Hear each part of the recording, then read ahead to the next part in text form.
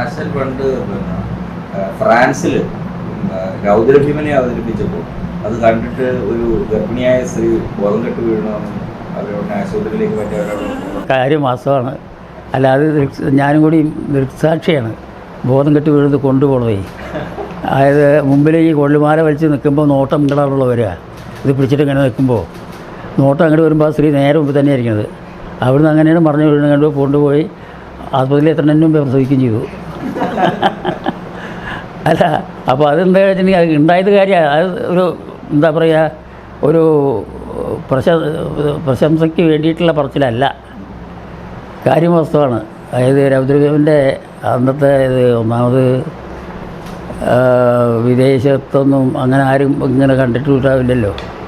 പക്ഷേ വിദേശത്ത് ഇതിനേക്കാളും ഭീകരമായിട്ടുള്ള പലതും ഉണ്ടാവാറുണ്ട്. പിന്നെ എന്താ കാര്യം പേടിക്കേണ്ട ആവശ്യമില്ല. എന്നാലും വേണ്ടില്ല. അപ്പോൾ ഇതിനിപ്പോൾ കഥകളിയിൽ ഇങ്ങനെ കണ്ടപ്പോൾ പേടിച്ചിട്ടുണ്ടായിരിക്കും.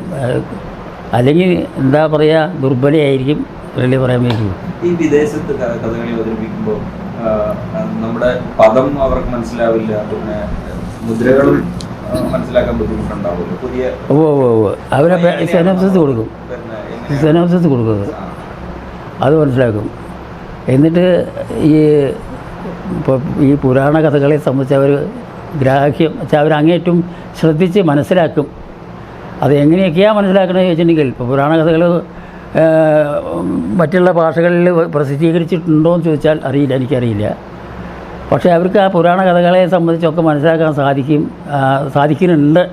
അതിൻ്റെ കാരണം ഈ സിനോപ്സിസ് കൊടുത്തിട്ടുണ്ടെങ്കിൽ അതിൻ്റെ കാര്യം വായിച്ചു കഴിഞ്ഞിട്ട് അവർ വിശദമായിട്ട് അറിഞ്ഞിട്ടാണ് പിന്നത്തെ ഈ കളി കാണാതിരിക്കുന്നത്. അതിൻ്റെ ആ ഉദാഹരണം പറഞ്ഞുതരാം. എന്താ കാരണം വെച്ചാൽ, കഥകളി സ്വതവേ വിദേശത്ത് 24 മണിക്കൂർ കളിച്ചിട്ടുള്ളത് ഒരു അത്ഭുതമായിട്ടുള്ള, 24 മണിക്കൂറല്ല, സന്ധ്യയാകുമ്പോൾ 7 മണിക്ക് തുടങ്ങിയിട്ട് പിറ്റേ ദിവസം കാലത്ത് 7 മണി വരെ കളിച്ചിട്ടുള്ളത് ഫ്രാൻസിലുണ്ടായതാണ്.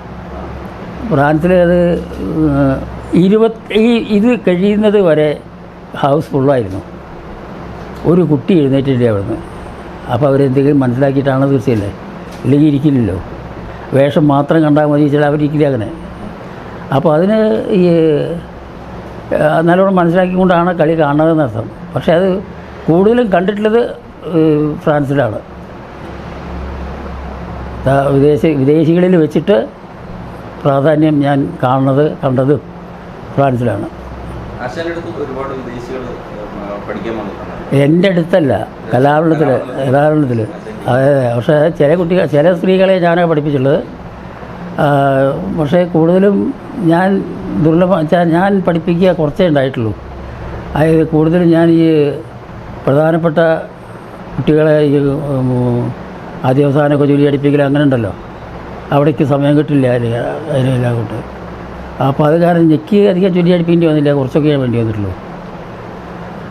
ബാക്കിയൊക്കെ കലാഭവനത്തിലത്തെ മറ്റുള്ള അധ്യാപകരാണ്.